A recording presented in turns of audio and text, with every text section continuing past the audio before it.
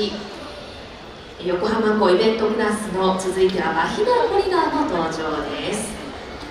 担当は京子先生。この曲は何度も何度も練習しました。練習するたびに良くなって、その志がいつもプラスに向かっている熱も感じています。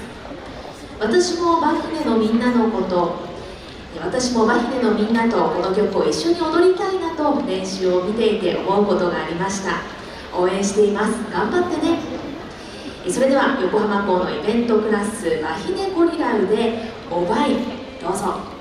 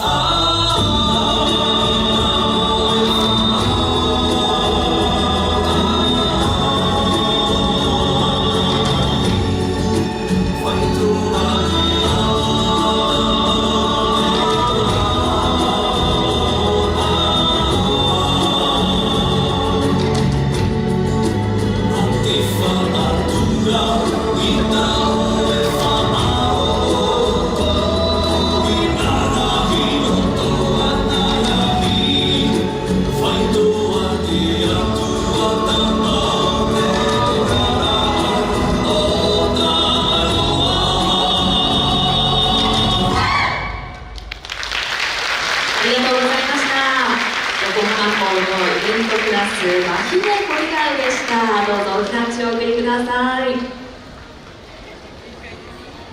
以上をもちまして第2部を終了とさせていただきます。